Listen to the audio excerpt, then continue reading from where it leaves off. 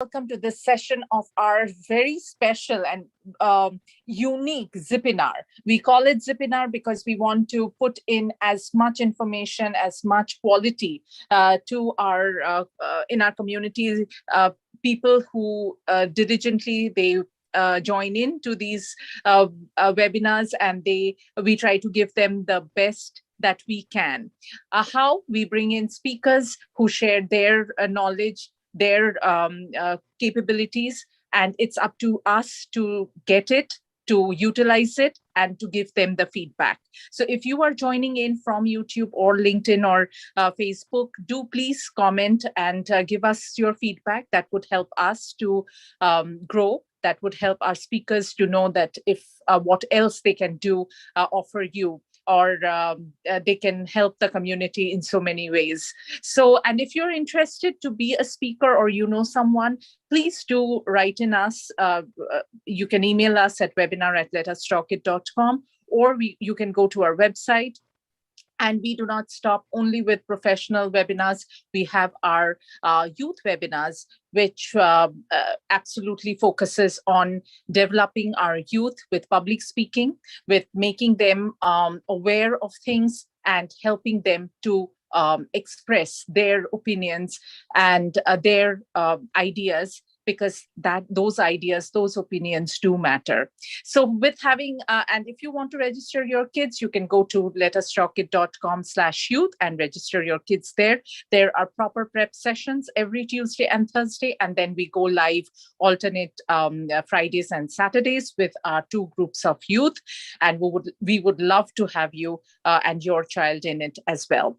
So having said that, we come to the important topic for today. And the topic would be chatbots. We have seen it all, heard from them. They have been very helpful, but this is Chatbots Simplifying Healthcare.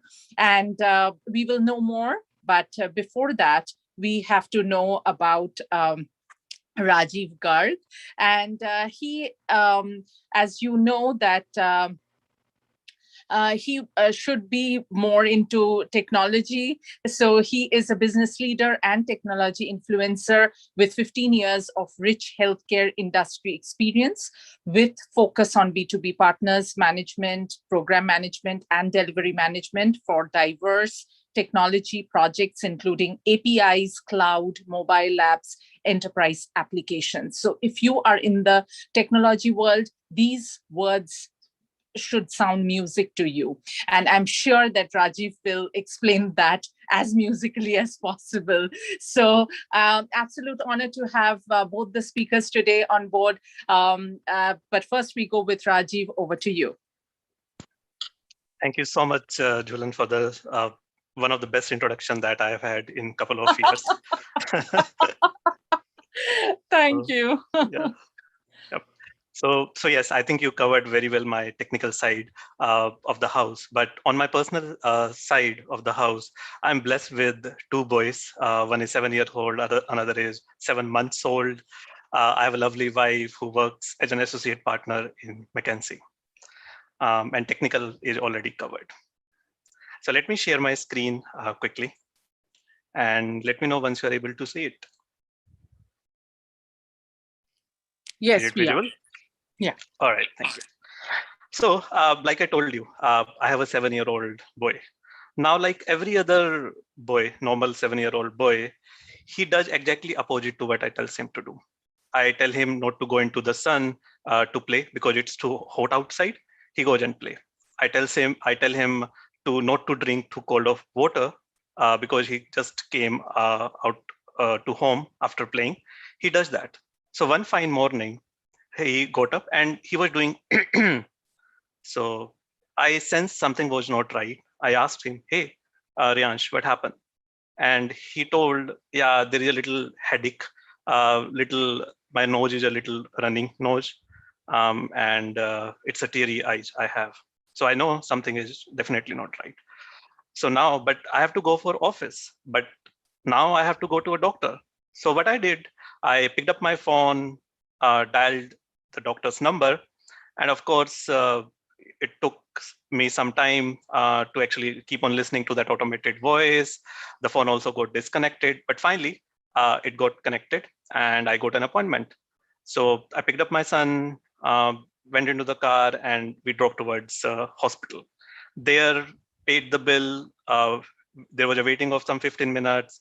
Then we met with the physician. Physician asked those questions in terms of throat, checked the temperature, and gave us some medicines to buy. We go to pharmacist, which was a little away, and we got the medicine, and then we came home.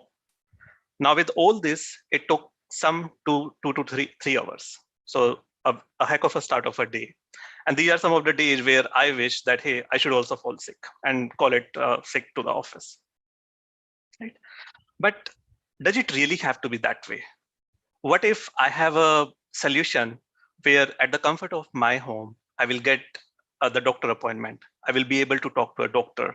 I will be able to chat, open my smartphone, do the chatting and get some initial antibiotics or the first aid, some things which I can do that calm my child, right?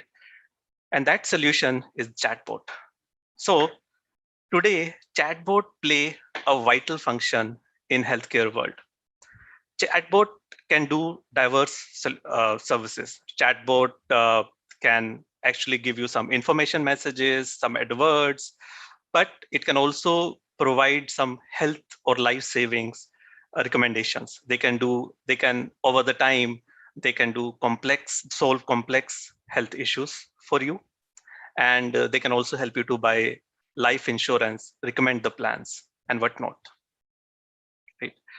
And all we just need a computer or a mobile phone that we can just open it and chat. Now with such an infra development, with people living in hilly areas, far-flung areas, it's not always possible to go to a doctor. Now these chatbots are replacing these primary physician contact at a first place. So what exactly are the chatbots? Chatbots are basically a software program which actually simulate the information that you get from a call center agent to start with. But then chatbots are powered in the back end with artificial intelligence, natural language processing, natural language understanding to give you diverse solution, answer very complex queries in a matter of seconds. And that's what we're gonna look more at it today. But picking up a mobile phone, chatting, does that cover all the population that we desire?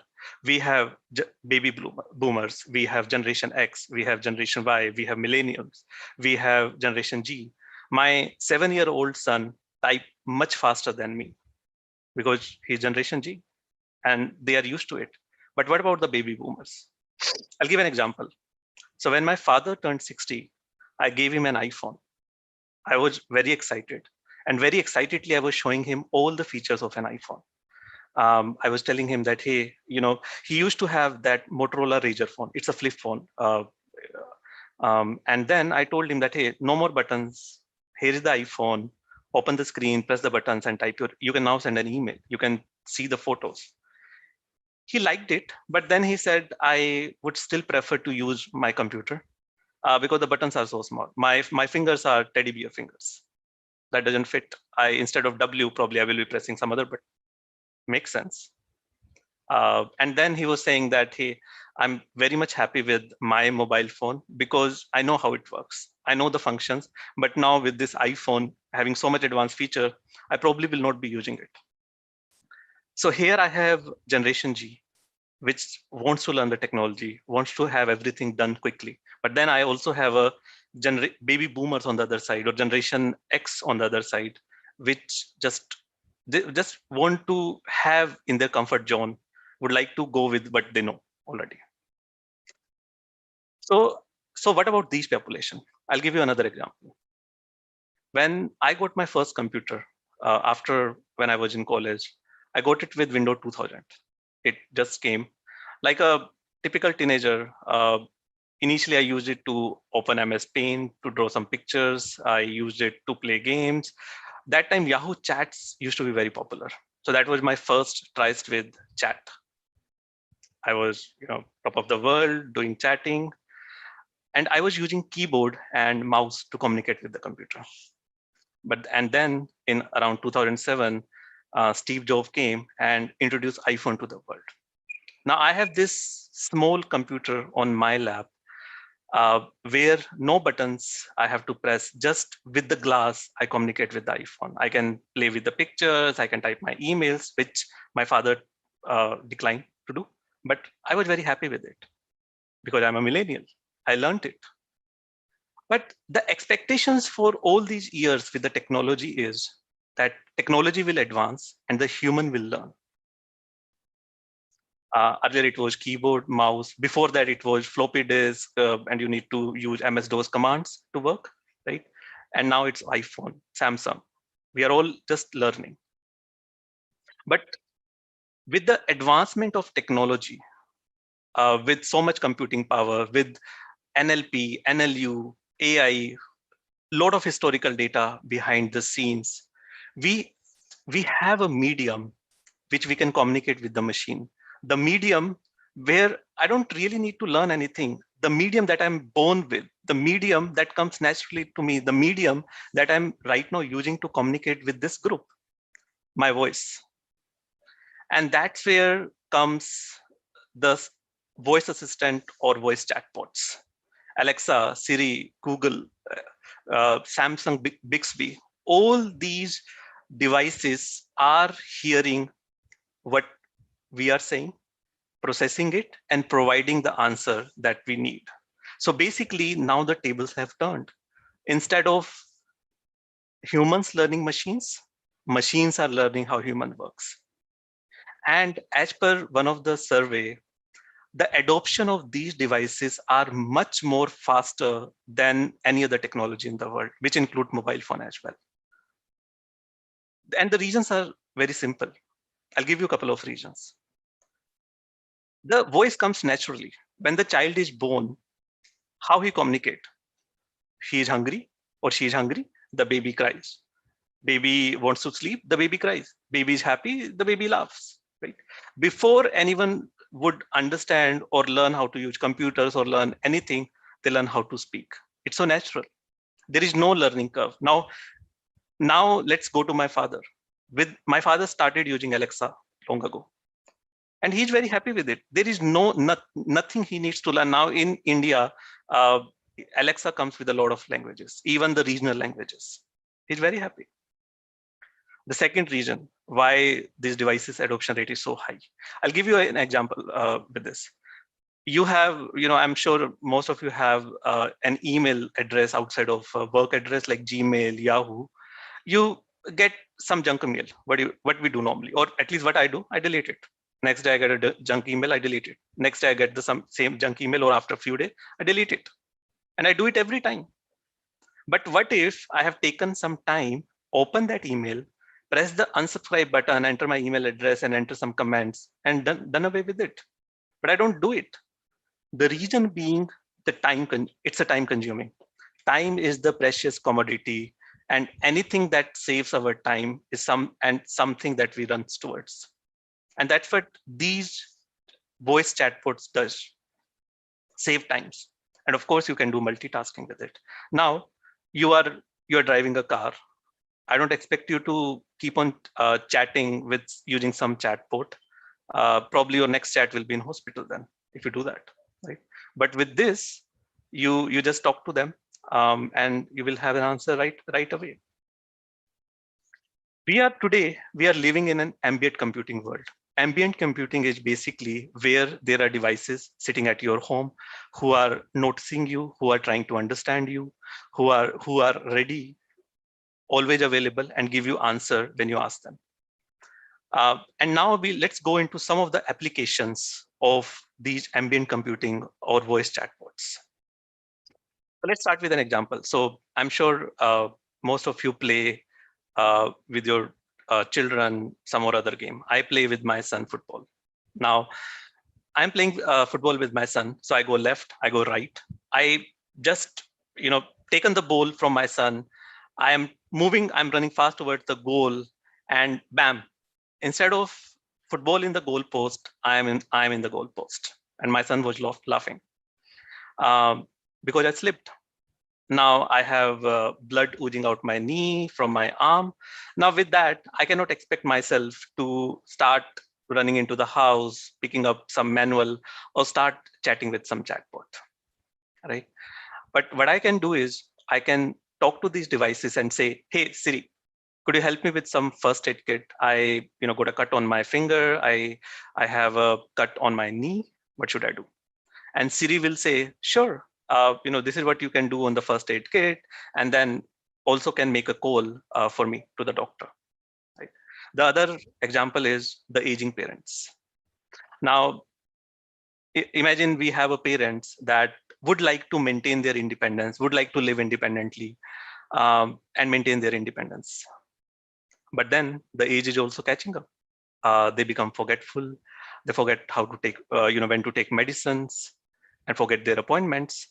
Now we have these devices sitting at the home, and when a parent get up in the morning, they ask, "Hey, how are you feeling? Did you sleep good?" And my parents say, "Yes, very well." Now the voice chatbot will say, "Okay, you have an appointment at 4 p.m. with your physician, and you also have to take medicine at 11 a.m., 11 a.m. and 1 p.m. And I will make sure I will remind you 10 minutes before that. And for your appointment, I will remind you half an hour, because I know that it takes you 20 minutes to reach to physician. So I will remind you in time so that you will reach on time. And once you have taken your medicine, I will again ask you if you have taken your medicine." Now this chatbot is recording all these responses and sending it to a family member. So basically, you are replacing a nurse with a chatbot. Now, not only that, you are giving a companionship to the parent. A research has shown that these devices act as a source of companionship, which reduces the depression to much extent and gives the sense that there is someone in the home. And since you are getting all the data, uh, you are just happy as your parent that you know what's happening in their life. There is another example where there are people who live with diabetes, some heart diseases. Maybe they have a heart surgery and they come back home. Now, of course, they will see their physician probably once a week for half an hour, 1 hour. But then the rest of the time they have to spend by themselves. And there may be some questions which they wanted to ask. The doctors are not available. These medical chatbots or voice assistants are the one which can actually solve that problem. They can provide them solutions. They can take care of medicines. They can also notice the patterns in a person's life. Now, let's say a person is used to waking up at 8 a.m. But then there are times when the person wakes up at 9 a.m. Now, chatbot is kind of recording these patterns. And when the person wakes up at 9 a.m., the chatbot asks, "Hey, today you wake up late. Is everything okay?" And the person say, "Yes, everything is okay. I just slept." But maybe one day the person never even get up till 9:30. That is where the chatbot can alert the family member and put a SOS that, hey, something wrong, maybe something not wrong, but it doesn't happen all the time, right? These are some of the applications where that happens today, and it really helps people to remove that loneliness, to help them to replace that nurse to be a primary contact. There are much other advanced uses of these chatbots. I'll give you a few examples. So I'm sure most of you at some point of time must have searched something on Google. Let's say you want to buy a watch or maybe a golf stick, right? You go to Google, you search it, and you see the results, and then you just shut off, thinking that, okay, I will buy probably later. Now what happens is, next time when you open your Yahoo email, at least I have noticed this pattern, or Gmail, I start getting advertisements. Suddenly I see the mails I'm getting, the junk emails I'm getting, some of them are advertisements for these. So what suddenly happened? We call this as a metadata. So Google or the site stores this metadata in the form of cookies in the computer that you are using. Now with this metadata, the adverts start happening because they know what your behavior is. And now in the voice world, we call this as vocal biomarkers. Now vocal biomarkers are the one which tells how your speech is. To give a simple example, my wife comes from work to home, and I ask her, "Hey, how was your day?" She said, "Yeah, it was great." And the next day, I asked her the same question, "Hey, how was your day?" And she said, "It was great." So same question, same response, but completely different meaning. Now, if I start processing this responses with the voice, with the rhythm, with the frequency, with the pitch, with the volume, I know how she's feeling. And the technologies are advancing toward this direction, where these voice ambient devices are recording these responses, are recording the change in speech and finding out what mood a person is in, sad, happy, angry. And also with all this data, with all the historical data, with all the some of the medical data they keep on getting from internet or from journals or from different sites, they can actually predict that whether the person is moving towards a depression.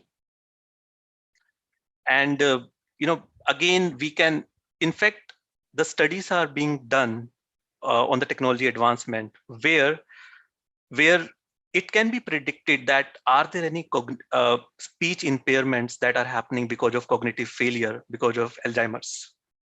In fact, there is a clinic called Mayo Clinic. They have done a study that where they have found out that it's a statistically significant correlation between the way a person speaks and the risk of coronary artery disease. Also, there is another study which found that there is a statistically uh, correlation between a person with the heart congestive heart failure and the risk of death. Now, when we go to the doctor checks our pulse, the doctor checks our blood pressure and find out this. But we are moving towards an era with all the AI ML where voice will give us the indication. Voice will tell how the person health is. So I started all this with a story about my son, where he get up in the morning and was doing, and I asked him, "Hey, is something wrong?" But before I could ask my son, imagine there is a device at my home which tells me, "Hey, Rajiv, Riyansh doesn't seem much good. He was having these squeaky voices. Can I ask a few questions so that I can check if he's healthy or he's sick?" I say, "Yes, please tell me." And the voice device start asking questions on, um, does my son have a running nose? Does my son have teary eyes? And suggest that, hey, yes, he has a little fever. He has cold. And since I am aware of the allergic substances for your son, can I suggest some antibiotics to you? And if you want, I can also place a call for you to the doctor's office so that you can speak to him. So that's the world where technology is taking us. So you must have heard a lot of debates where it say that AI ML is something which is our enemy. They will take over the world, but this is not our enemy. These are our companions, which are making our life easy and just helping us to be healthy all the time. Now, with all these examples, I covered a couple of examples of a chatbots, starting with the chat, then moving on to the chatbots, which are having voice assistance, and then complex function that they are performing. So all in all, if I divide all these examples, there are three different type of chatbots. Um, Informative chatbots, conversational chatbots, prescriptive chatbots.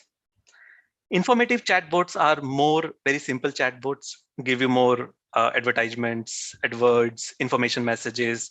You click some button and they will tell you that information about them. Conversational chatbots are a step further.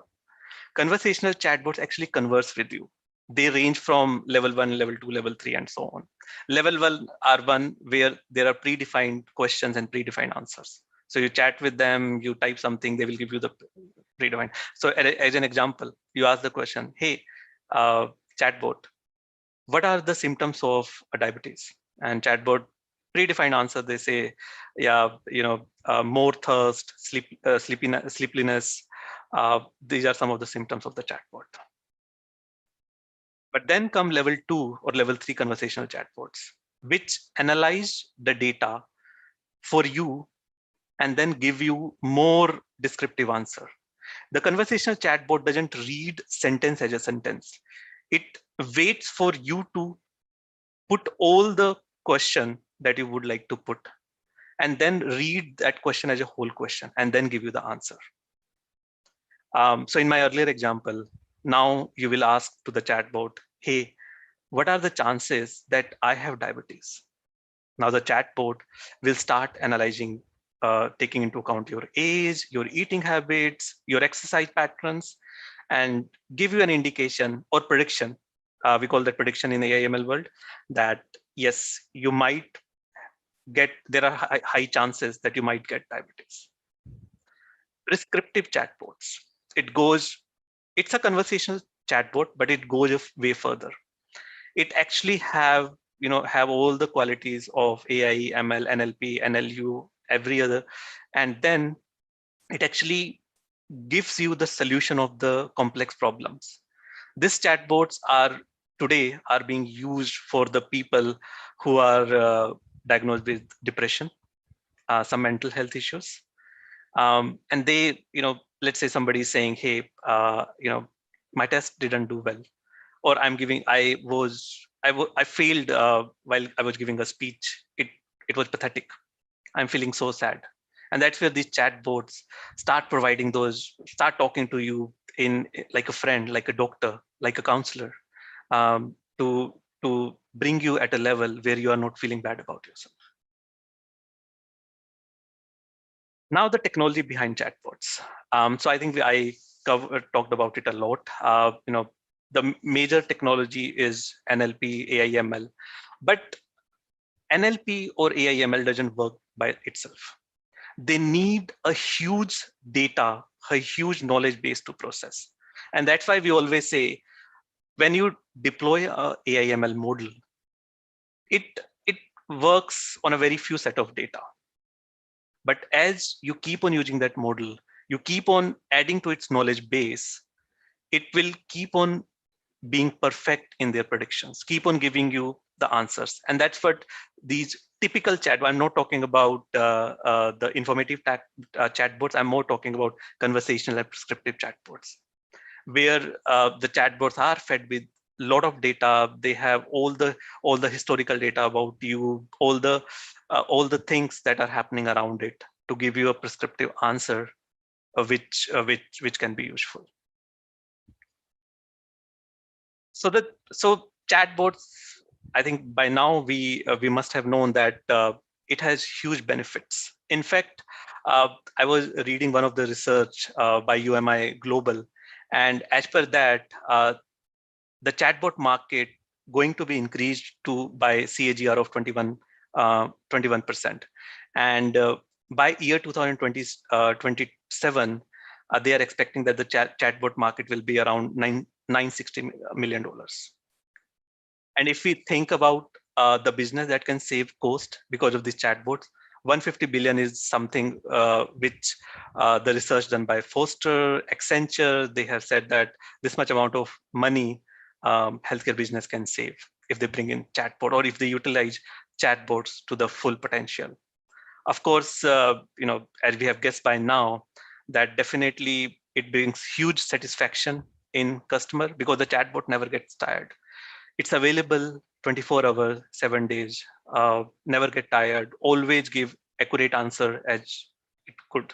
And of course, 90% of the business report that the customer complaints are resolved because of the chatbots.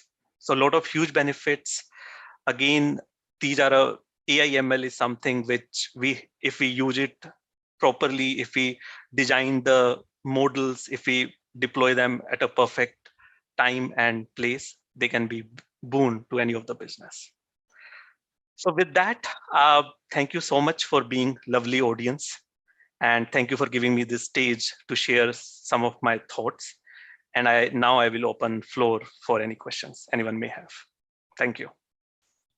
Thank you so much, Rajiv, for that very informational topic. It would also, like, aside from the users, it will also like lessen the pressure and burden for the like health workers, because like the queue of people who would like to ask something or like consultations, like, it's too many, especially this time. So chatbots really is a great help for them as well. Okay, so anyone would like to ask questions, feel free to unmute, or you can send it to the chat or Q&A.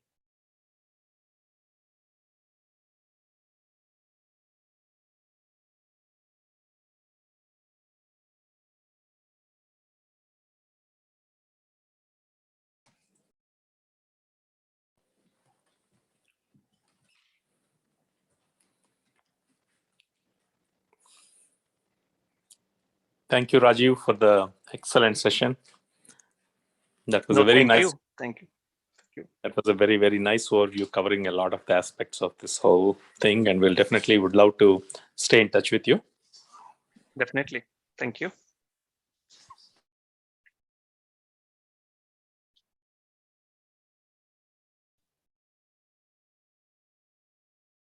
All right. Thank you again, Rajiv. So I am not seeing yet any questions. Just feel free to chat anytime so we can have our next topic for today. And also you can search Rajiv Garg through LinkedIn. He'll be happy to entertain offline questions. So now for the next topic for today, it will be about business continuity planning and disaster recovery. So this will be discussed by a global leader in managing geographically distributed large IT teams, uh, who has hands-on expertise in IT, outsourcing, data center design, setup operations, business continuity planning, and three-way disaster recovery site setup, in addition to governance and risk compliance, and also one of the hosts of a uh, like podcast channel, which is the Guiding Voice podcast, with a noble intention to help professional students, IT employees, and entrepreneurs to shape their careers and lives. Here with us, Mr. Sudhakar Nagandla, to deliver the topic. Over to you. Thank you, Phil John. Please let me know if you are able to see my screen. Yes. Okay. Yeah. Can you guys see my screen, please? Yes, we can. Excellent. Thank you, Phil John, for the introduction, and thank you, Let's Talk It team, for giving me the opportunity. I'm Sudhakar, and today we are going to talk about business continuity planning and disaster recovery, which is more a process, and we will talk about when we need to get into this and what are the scenarios that we would need this from the business standpoint. So before I get started, Phil John actually mentioned about the Guiding Voice, something that we started about a year and a half back, which is a not-for-profit podcast series. We are available on almost all social media platforms, and our average viewership is about 600 plus listeners. And this is our barcode, in case you are interested to know more about us. So when do we talk about business continuity planning, what are the common disasters that we are talking about? And as of now, we know that the common disasters are like terrorism, earthquake, fire, hurricane, tornado, flooding, hacker. So why I added hacker? There are some things which are beyond our control, and there are some things which are human made. So terrorism, earthquake, fire, hurricane, these are the ones which are more, natural in nature. So some things that we need to be careful. Of course, terrorism and hacker are two things which are human made. Something that one of us with malicious intention are doing to disrupt our business for fun, sometimes for money, and sometimes as to take care of their malicious intents, right? So what exactly we are doing here is, the business continuity planning. Before we move to business continuity, at an individual level, let's talk about what would we do in case a hurricane is hit. Power is interrupted for like 72 hours, you don't have power, or a fire occurred, or someone who is in the beach or someone who is in that bay area, you understand that, hurricane, when we have the hurricane, these are the steps that we need to do. We need to get into, underground. We will close our windows. We will stuff our food. We will have enough gas. We will have enough food so that there is no impact, at least for day-to-day operations. Or when there is power interrupted, we go for gas, diesel generator, or we will use candles in the worst case scenario. And when there is a fire, these are the things that we learn over the period of time. And based on the experience that we have got, we come up with a mitigation plan. But how about the businesses? What would they do when something of this hits them? What are the steps that they would take? And what are the plans that they would follow? Why I'm asking this is, as we are in these unprecedented times, starting from early last year, we have gone through COVID, unprecedented times. Wave 1 got completed, wave 2 got into picture, and now they are saying that, wave 3 is, waiting for us.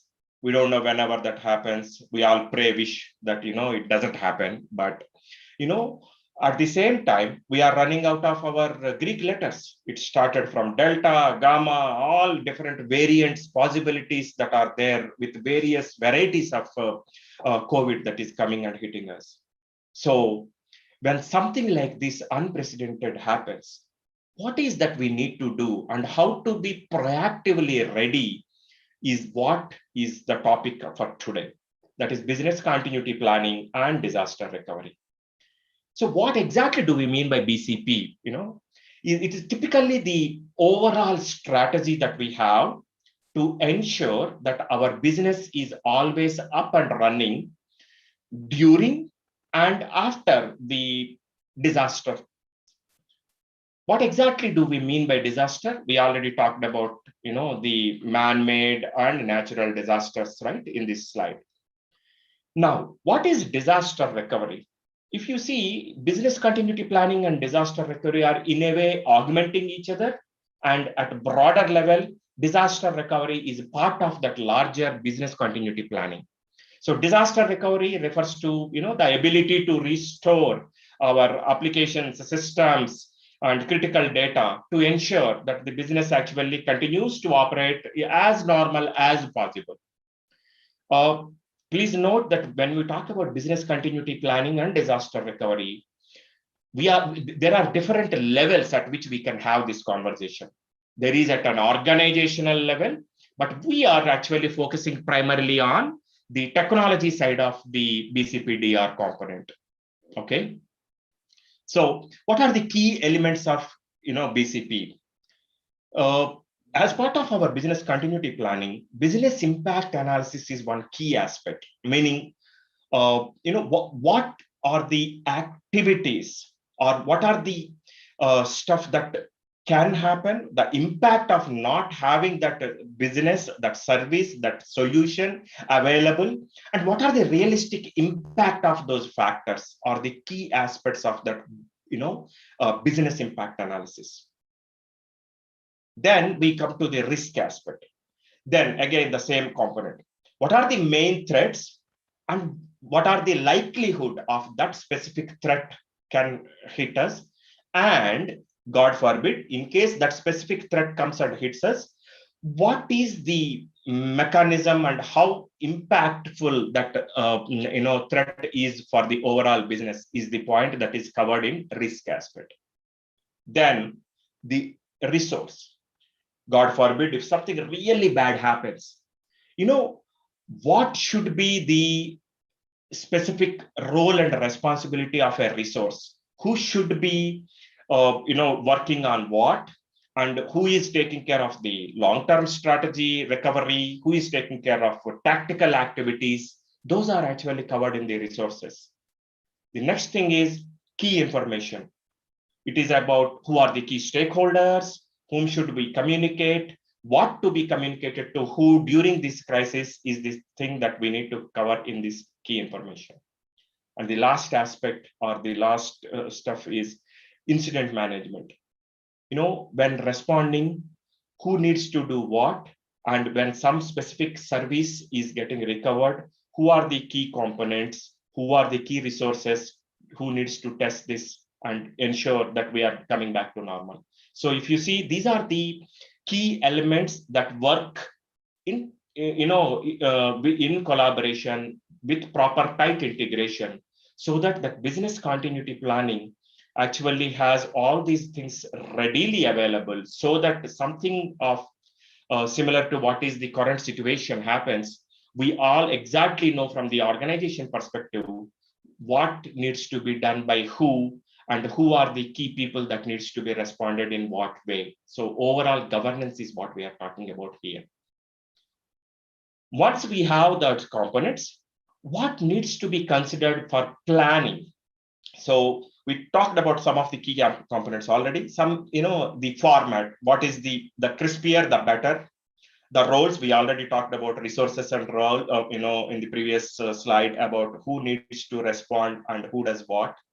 Invocation, if you see, you may have the best of the business plan, but who makes the decision that we are in a stage where we need to invoke this business continuity planning in place of working from a location A, we need to work or operate out of location B, and because we are actually running from B, these specific services will not be provided. And these are the services that are considered business critical. So we will be focusing only there. And these are the resources that need to be transported. These are the resources that will be shared. So those are the things that need to be taken during that time.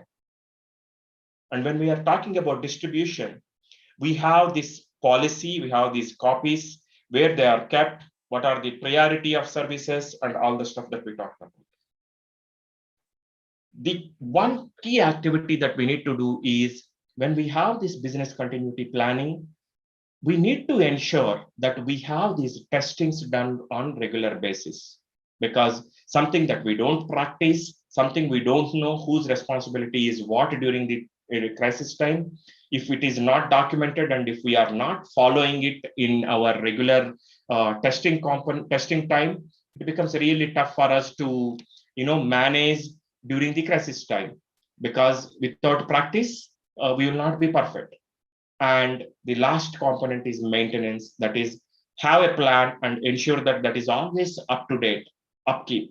Because in organizations, especially in these dynamic changes, we introduce services which are growing more, and we take off some services that are not so active anymore from the customer standpoint.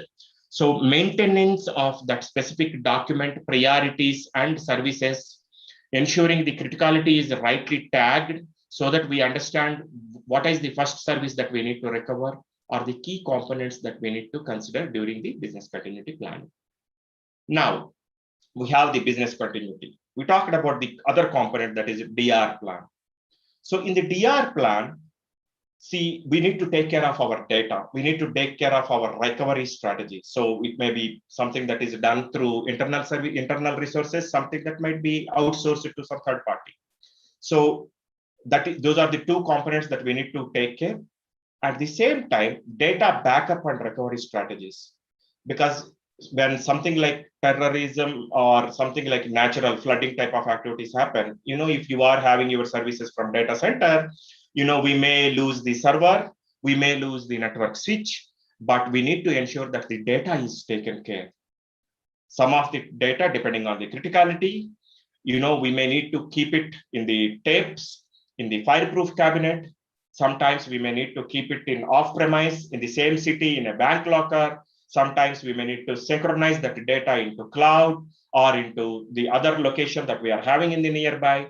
Ensure that we have all the images that are available, with us on the in the tool, and ensure that the critical file and revision versions are actually maintained, so that in the worst case scenario, we do have the opportunity to recover quickly the data and restore the service by setting up the server and by setting up the service. Typical data disaster recovery plan, if you see, is more in these times, like we will have the assembling the plan, identify the scope, we talked about it, what are the key aspects, what is the sequence in which we want to recover the services, which is giving us high recovery, where we cannot afford more downtime from the service level agreement standpoint or the contracts that we have had with our customers. Ensure that we have the clear understanding of emergency contact against each of the service or a solution, and those people know what exactly is their role. That is what it is covered in this. Let me actually see if I have the.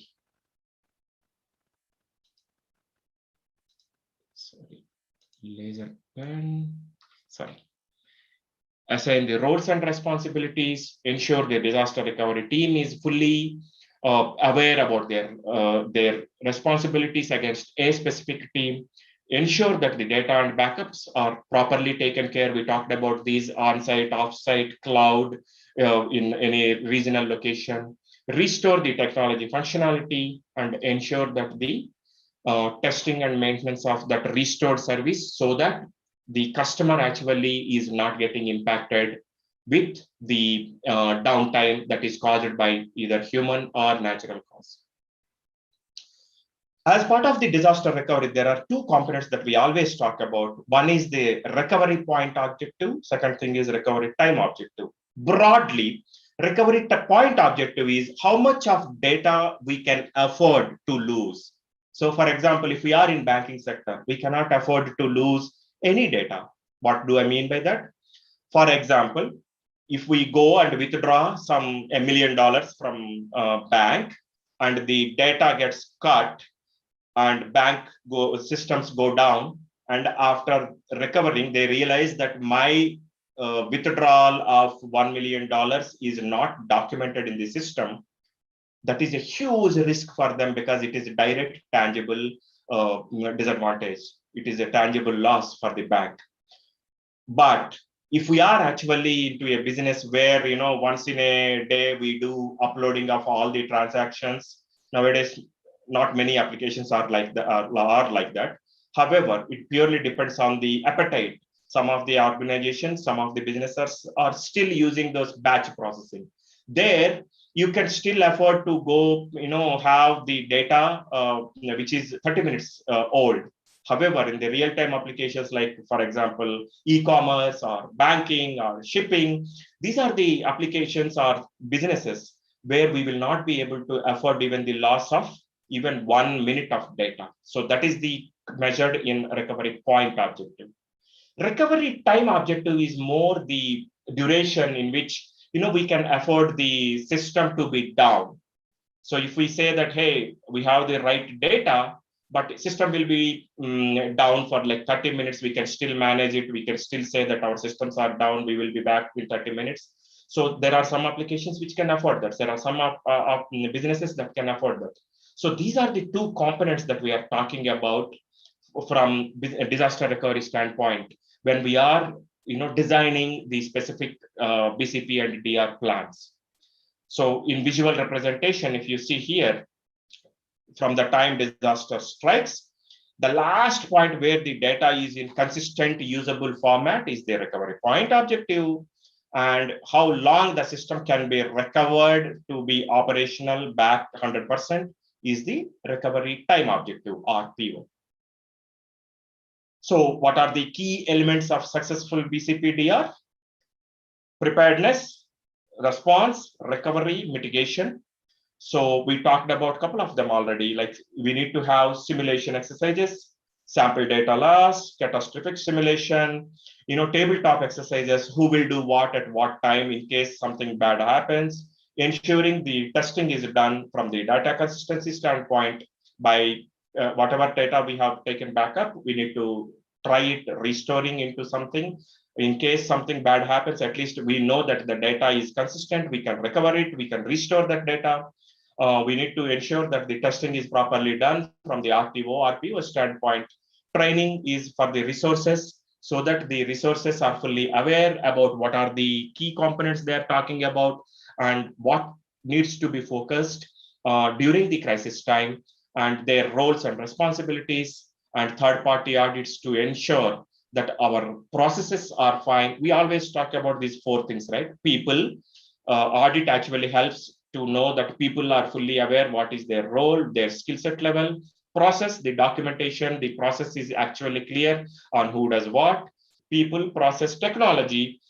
We talked about the restoration of data and ensuring to see that the data is consistent and able to recover and restore the way it is designed and planned or anticipated. And the last aspect is data. So when we talk about these four components of people, process, data, and technology, these third-party audits actually keeps us always honest about it. Yeah. So that's pretty much it from the introduction of business continuity planning and disaster recovery. I know I have just skimmed through most of them, and I have introduced many topics or words. One component that I wanted to call out is, in case you have any specific questions, I would be happy to answer it now or at later stage as well. Thank you so much, Asarkar, for the wonderful presentation. It's really great to have you here. So anyone would like to ask or share their insights, please raise a hand or open your or unmute yourself to talk with Sudhakar. Hey, Sudhakaran. It's a nice presentation. Thanks for your valuable time. And also thanks for the good work through the guiding voice, always helping the community. Thank you, Srini. Thank you for giving the opportunity. It is our pleasure to be here. I'm glad that already Naveen did, from the project management standpoint. And, last date when I got this call from Julian, I was happy to talk about this BCPDR. So thank you. Sure.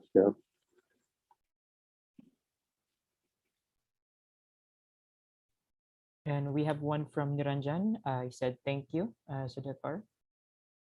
So that's from my pleasure, Niranjan. Thank you. If you have any specific question or anything that you want me to double click on.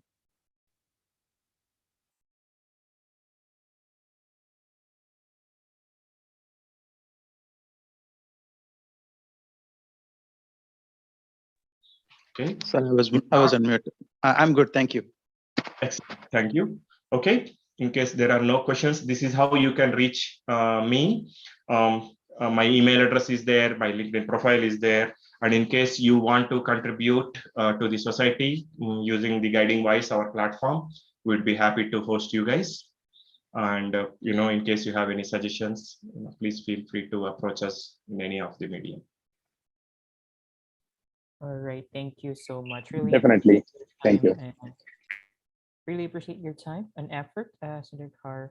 And I guess questions were not yet provided by the attendees because the discussion is very it's delivered precise and clear. All right. So again, speakers, Mr. Rajiv Garg and Mr. Sudhakar Nagandla, thank you so much for your effort and your time, even though with a short notice. It's really, really appreciated. Thank you so much. And also, we would like to inform you that we have our live youth Let Us Talk It webinar, as what Julia mentioned in the earlier part. So that is every other Saturday at 4 p.m. Eastern Time. You can join the preparation sessions every Tuesday and Thursday at 4:30 p.m. Eastern Time by registering at our website. So that's letustalkit.com/youth. And for younger youth group, we have preparation sessions Tuesday and Thursday at 8:30 p.m. Eastern Time. So this week we have a live youth webinar this Friday at 8:30 p.m. And the topic would be the qualities of a leader. So hope you all can join these youth webinars, which would encourage our youth and help make a better future. All right. So thank you again, everyone, for the attendees and our valuable speakers and for the hosts. See you again for the next topic. The same time, Wednesday, 12 p.m. to 1 p.m. Eastern Time. Thank you so much and see you all again.